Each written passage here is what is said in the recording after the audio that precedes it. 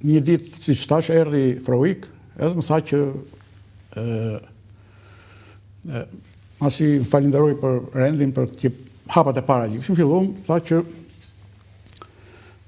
duhet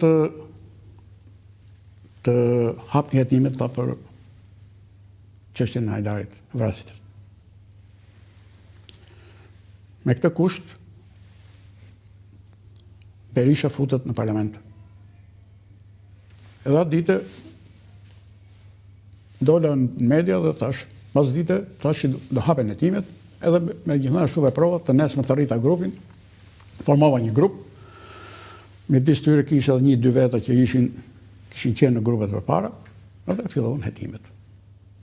Në dore morën 2 specialistë të mirë të ministrisë, këtë problem, edhe fillohen hetimet. Natyrisht, patë shumë vështirësi, sepse një pjesë e gjurmëve apo më saktë provave ishin shtukur, personat caktuar ishin vrarë, personat caktuar ishin larguar nga Shqipëria. Megjithatë që të mos zjatëm, ne marrëm me shumë seriozitet të,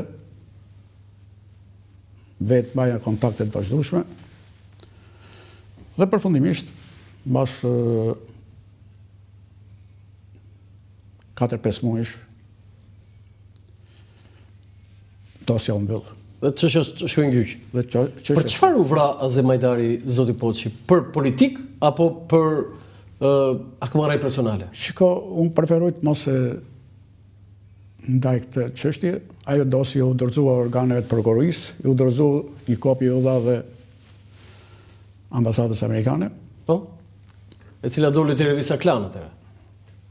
Edhe çështja u mbyll. Gjyqi dhe arrestimi u bë masi hika unë, në ministër, nuk u bë në kohën që isha ministër. Kështu që unë nuk e ndoqa, kam lexuar një libër të një ish oficeri policie, vllai i këtij të s'ka problem. Ai u dënua dhe ai u fut në proces. Ai ka shkruar një libër ku hedh poshtë procesin. Pra, ishte një çështje e komplikuar. Unë e di përmbajtjen e dosjes, përmbajtjen e çështjes, por nuk ka kuptim tani unë. Atëherë po të bëj një pyetje të drejtë për drejtë. Fjala e parë që zoti Berisha tha në konferencë për shtyp në 12 natës, nëse ju kujtohet, më njëherë mas vrasjes, ka thënë: Azemin e vrau Nano dhe Slobodani. Nuk është e vërtet. Nuk është e vërtet. Nano nuk ka gisht fare në vrasjen e Azem Hajdarit. Po Slobodan Milošević?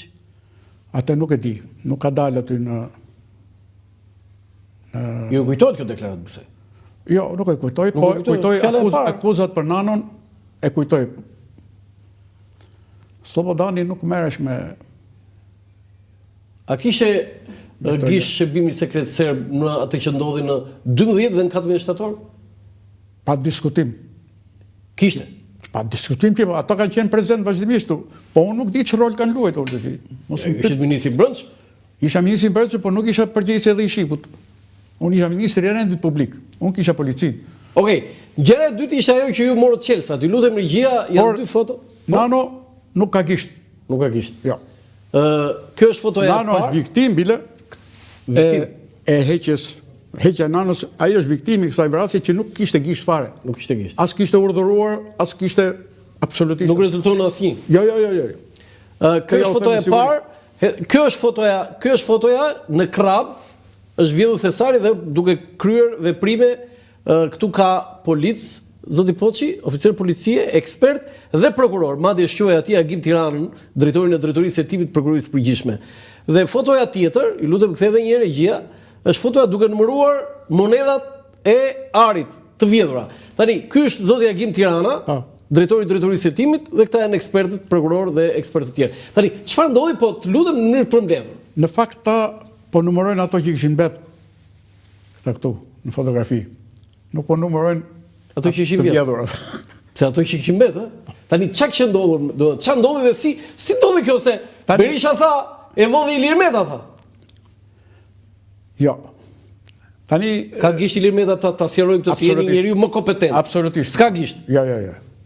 Absolutisht. Se një nga akuzat më të rënda që ishte bërë Ilir Meta është që ai vodhi thesarin e krapës. Akuza ju bë, po ju e pat që Ilir Meta nga kjo akuzë nga kryeministri u bë president. Pra nuk u vërtetua asgjë. Edhe e vërteta është që Ilir Meta nuk ka pas fare gisht. Nuk ka pas gisht. Absolutisht. Okej, thot një njeri kompetent si ju. Tani, çka që ndodhur? Si ishte ngjarja? Shiko, se nisëm me këtë punën e thesarit. Kjo ka qenë për mendimin tim ka qenë një episod që mu personalisht nuk më kushtoi në vëmendje të madhe. Në kuptimin thesari si erdhi nga Çorovoda, po, është vendosur në kohën në krap. Në krap. Pse u vendos atje dhe si u vendos atje? Askush nuk e di, është çështje tjetër. Në tunel. Në tunel përndaj. Në kohën që unë kam qenë ministër dhe para meje, policia kishte vetëm një detyrë. Po, të ruante perimetrin. Nga jashtë. Nga jashtë. Po brenda. Nuk mund të hynte policia. Po inventarin kush e kishte? Policia pra kishte e kishte marrë në ruajtje si merrte në ruajtje për shembull ambasadën X. Jo se ç'a bësh ambasadë. S'kishte drejt të futesh. Sa flori kishte atje? Nuk e di. Edhe sot nuk e di? Jo.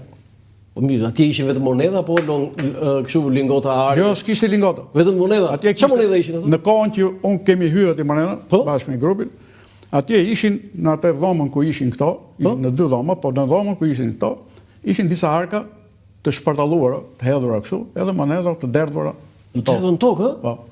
Po mirë, kur pikas aty? Kur morë veshin që është vjedhur thesari?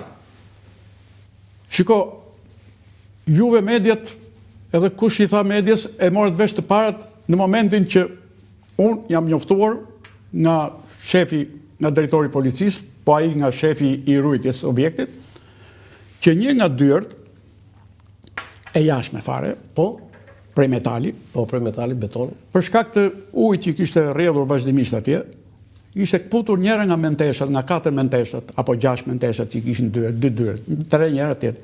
Dhe njëra ishte kputur nga ndryshku dhe kishte lëviz dera pak.